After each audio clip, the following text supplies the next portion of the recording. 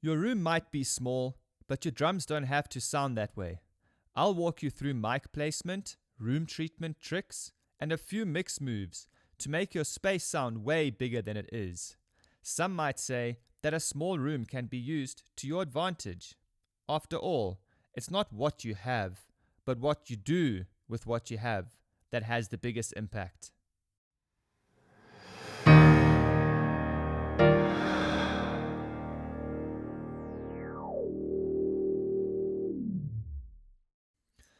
Small rooms. Recording drums in small rooms is not easy, but it's definitely one of those things that, as a recording engineer, you have to face the challenge and do it because you learn so much from doing it. There are so many issues that can arise that you then have to overcome and solve, that you learn a hell of a lot. And then when you have a great recording studio that you can work in, you're that much further ahead to getting a good drum sound. Some of those things I will discuss in this video, and then by the end, I'm hoping that you guys have a better understanding of what you can implement in your small spaces to get a good drum sound. First thing is going to be tuning. Once again, a drum kit has its natural frequencies, its resonant frequencies. A room has resonant frequencies based on the room dimensions. Because the room is smaller, the room's fundamental frequency will be a lot higher. Therefore, the likelihood of it interfering with the drum's frequencies is greater. So you will end up with a lot more snare buzz. The chances of your toms ringing will be greatly increased. And you can mitigate that to a degree with simple tuning.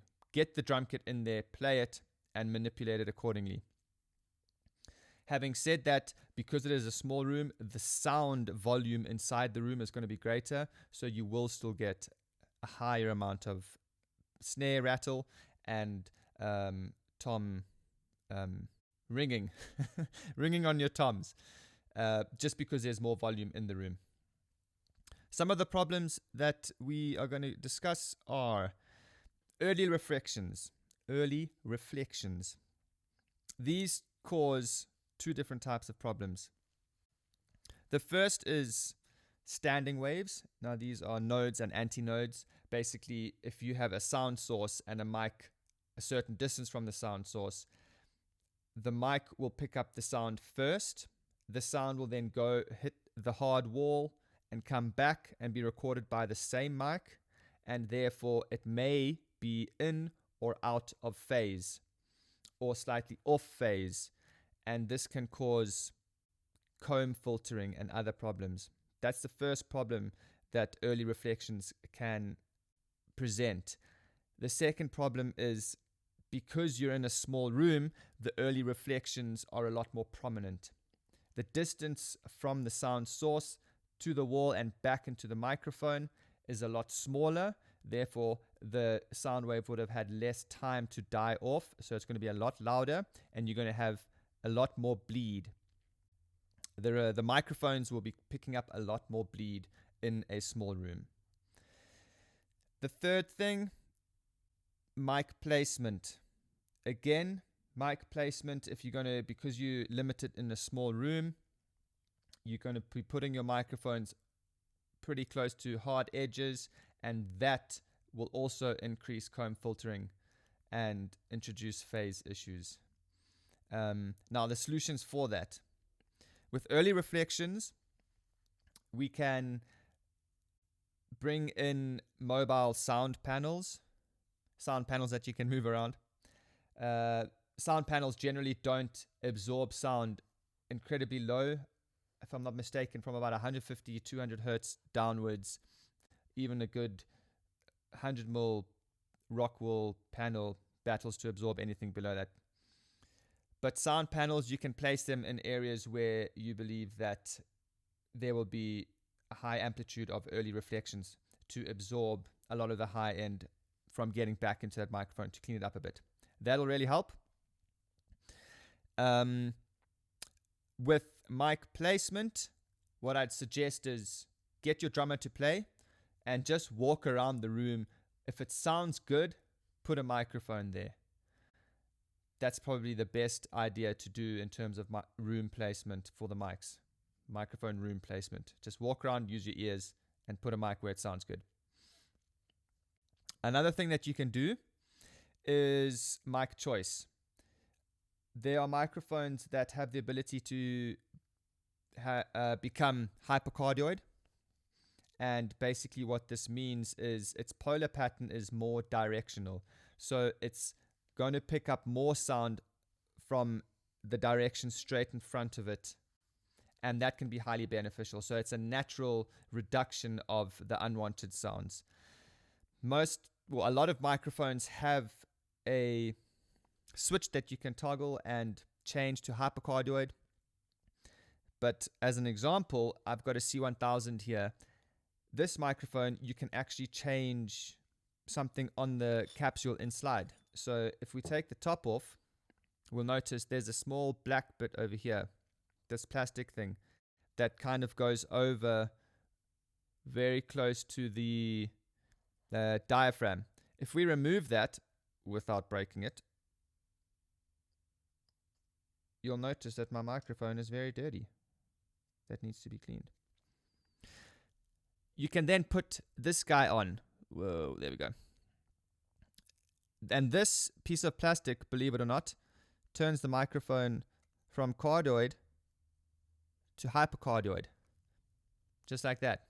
Bam, Bob's your uncle. Okay, nice and easy.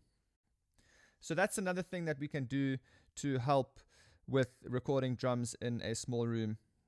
So to recap, we've got sound absorption to get rid of early reflections, microphone placement, especially the room mics, put them where they sound good, and then your mic choice. Try and use hypercardioid microphones. Another thing that's very important, the fewer mics that you have in the room, the greater chance of mitigating phase issues. As we all know, the more microphones you have, there will be phase issues within the microphones, but now because you're in a small room, you're going to have phase issues within the same microphones and within the room itself because of early reflections. So the less microphones you have, the better, and choosing hypercardioid microphones. Nice. So we're going to look at this session I have of a drum recording, well, a little bit that I played for this video. And we'll see what I've managed to do with the drums. Let's have a look. So we're first going to play it to hear the final product, and then I'll go into it and break down what I have done.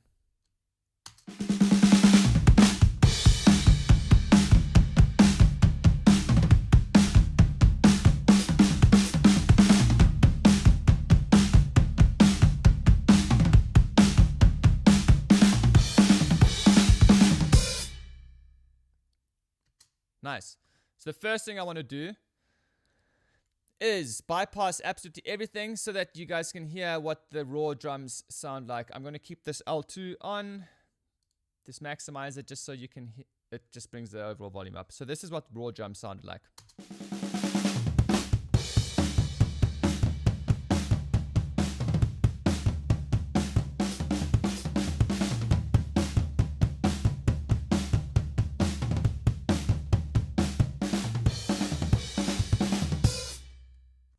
Nice. Not too bad, but I think there can be work done to get things better. So we're going to go through from left to right, as always, with the kick starting, and we'll build up this sound. So on the kick in, I used a AKG 418, those little clip microphones, and I'm actually going to show you where or how I clipped it on, so that you guys can see how I use this microphone. So as you can see in that photo, the microphone is pointing down at the kick drum beater on the batter side. Yes, on the batter side. So it's correcting a lot of high end. And this is what that sounds like. If we're going to solo that, let's see. So as you can tell, a lot of high end and quite punchy, but in like a high mid sort of way, if that makes sense. It did need some cleaning up, and I also like to take off, because the microphone is so sensitive to the highs, I actually roll off the extreme highs. So this is what it sounds like, A bead.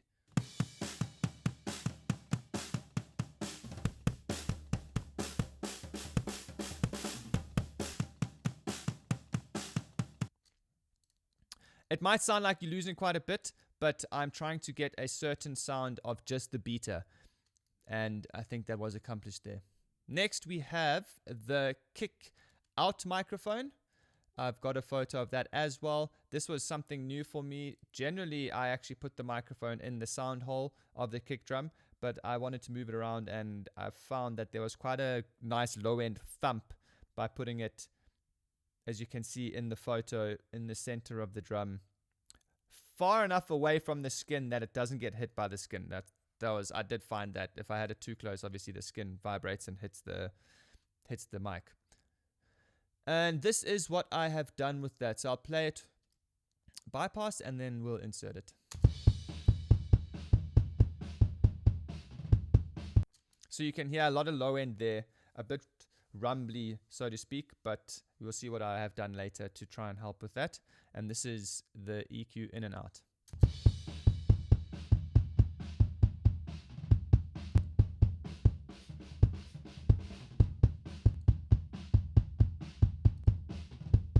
Just making it a little bit more concentrated. The two together.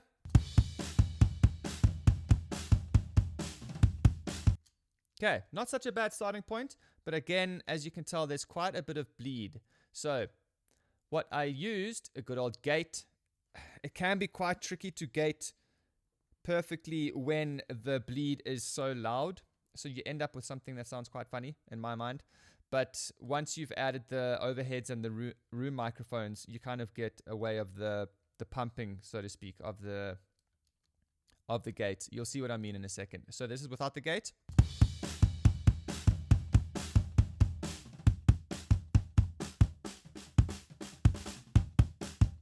So you can hear it almost sounds like it's stuttering a little bit. That's the effect that I don't like. But when you have all the mics going, you can't really hear that. I did also notice that if this release was too long, there was kind of like a constant drone on the kick drum. So I've shortened that release, and that is to basically cut the tail of the kick drum and therefore making it more punchy. I'll try and show you as an example. If you've got good headphones and speakers, you'll hear the low end increasing, as it were, not in volume, but by length. It becomes more sustained as I increase the release.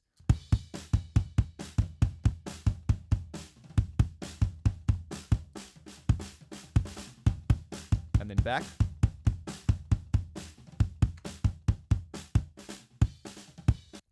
So that added quite a bit of punch.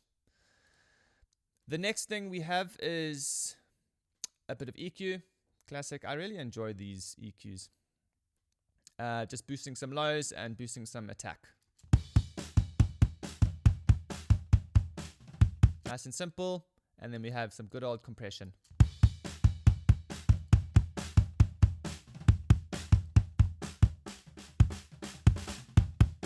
Nice, that's just to control it a bit more. Now, on the snare, quite a lot of work was done. Similar to the kick. We had to follow the same sort of route with some gates and stuff like that. So on snare top, in hindsight, I wanted to go for a very compressed drum sound here. Very hard hitting, very compressed. And the snare was tuned a little bit high for my liking. And this is what I've had to do with it. So this is snare top. Straight away you can hear how much bleed there is.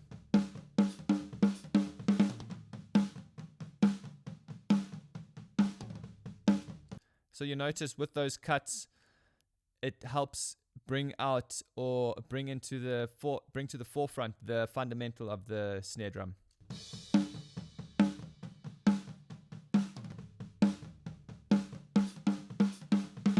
Nice. Snare bottom. We have just some cleaning up and a bit of a boost in the highs.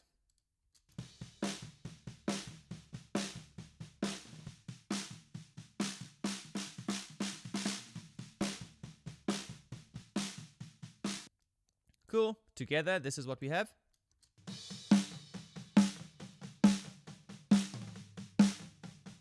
Nice.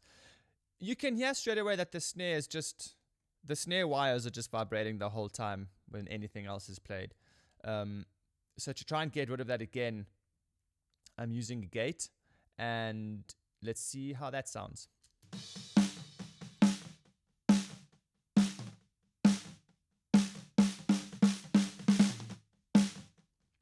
It's doing its job. Again, to me, it doesn't sound that great in solo, but with everything else, it really works. After all, a close mic is, to some degree, just supplementary to the overheads. So that's doing a good job there.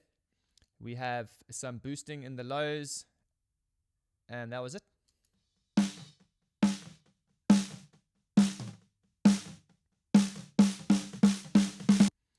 Good. And then I found that with the gate, it actually adds a bit of attack. So I've brought this guy on, and I've brought the attack quite far back. So we're controlling the sound, but I'm not trying to introduce too much attack with the compressor. This is what we end up with.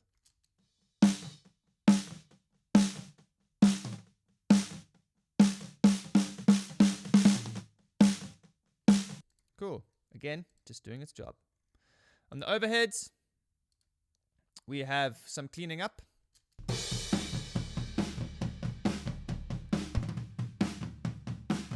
Again, the overheads, the way I mix is I like to have the kick drum microphone, the close microphones, take care of all the low end. So the overheads I do cut. Sometimes I go even higher than this, but this time I've cut at 90? Something like that? At 80. I've cut at 80. And as you notice, there's only one overhead microphone. I decided to go mono. It's something that I've done with small room recordings before. I use stereo room mics, but mono overhead.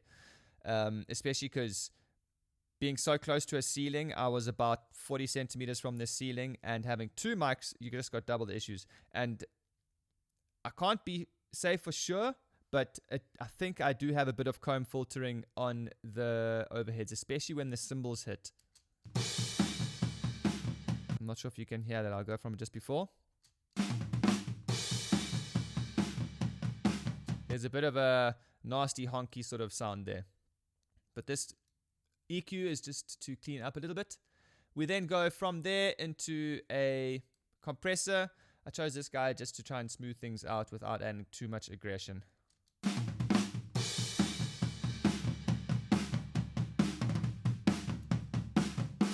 It is a great compressor. Epic. Next up, we have hi-hat. What am I doing there? Just cleaning. Nothing. With this song, I actually didn't play much with this bit of recording, I didn't play much hi-hat. There are just a couple hits of the hi-hat, and therefore not much has been done.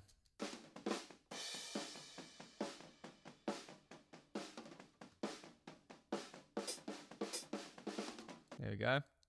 So I'll loop that.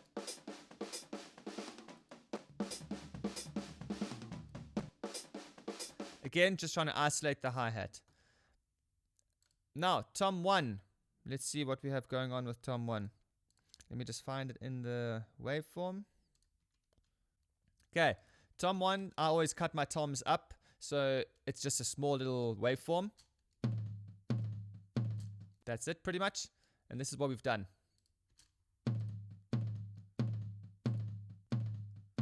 Some cleaning up, as straight away the fundamental is a bit more prominent. And some boosting.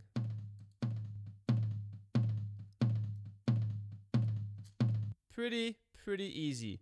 Now the Tom 2, I can play the whole time because I was playing it the whole time.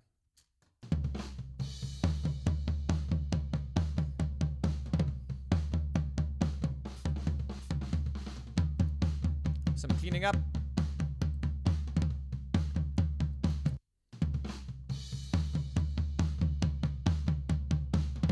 Some boosting at 3K and 100K. 3000K. Then we've got a bit of compression.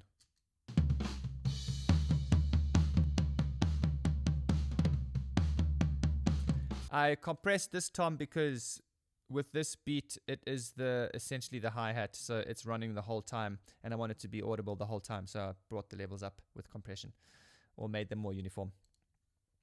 We then go into the room. Okay, let's see what the room sounds like.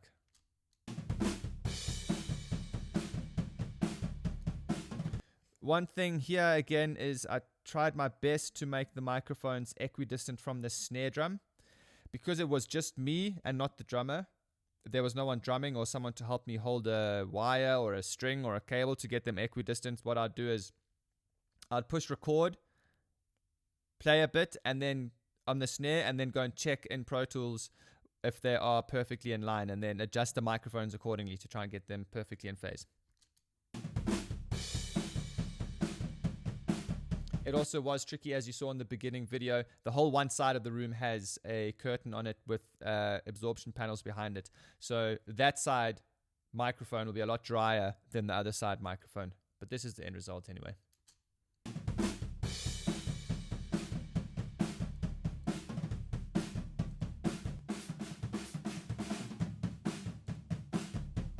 Again, taking out a lot of lows because the kick drum is taking care of those.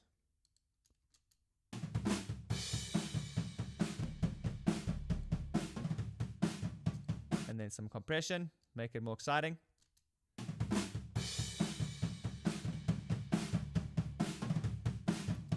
As you can see, I've got all buttons in mode, so it's quite heavy compression, but I've brought the mix down to whatever that is. Nice. Then on our drum bus, let's just play all of those together.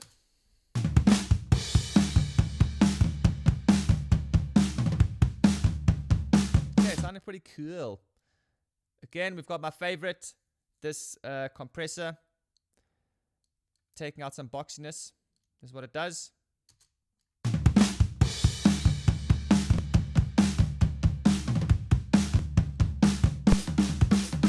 Almost brings the kick out more. It's quite nice by getting rid of boxiness. Very cool. Fairchild, again my favorite.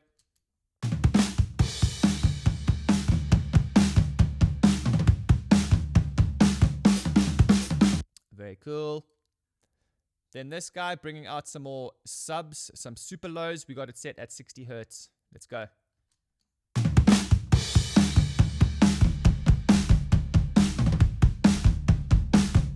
Oh, so nice. Then some saturation. Let's see what that's doing.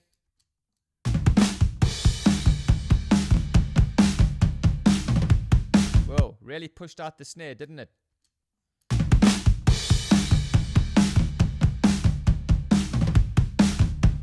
I know when I was setting this up earlier, I had to be very careful because pushing out the snare also brought some nasty frequencies out in the cymbals.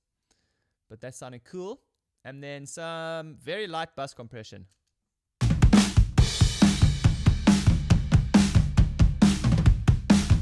Just making the needle dance. Just making it dance.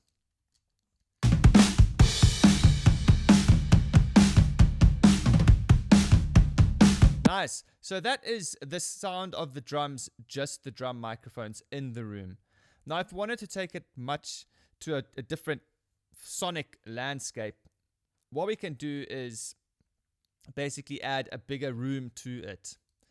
And I remember watching a video with, I think it was Chris Lord Alge mixing a Muse song or something like that. Don't quote me on that. But he mentioned that what a lot of people do is they would send kick and snare and toms to a room bus or an auxiliary with a room reverb on it.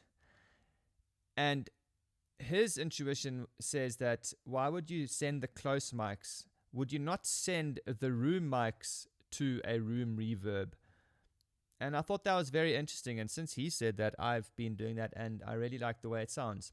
So I've set up a auxiliary channel here, and on it I always put an EQ before any sort of reverb that I may use, so that we don't have too much interference between the immediate drums and the affected drums, so to speak. I am then sending from the room bus, I'm busing out to the auxiliary channel, and I've made it pre-fader. So in other words, if I adjust the level of the room microphones, the send is not affected. Cool. Going to this EQ, and then from the EQ, I've just chosen a medium wood room, and let's hear what that sounds like.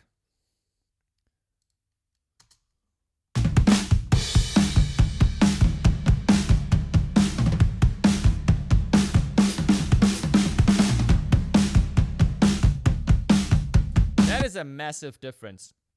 And these are little tricks that you can use to change the tonality and the vibe of your drums completely. So in this case, we've gone from a very small, tight sounding drum kit to a pretty big, roomy rock drum kit. Let's go again.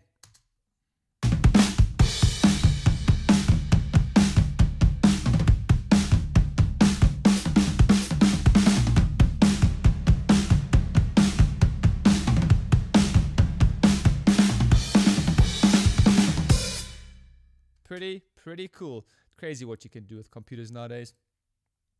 Now, to end off the video, I'm going to play everything again without any processing, and then we'll look at it again with processing as an A/B.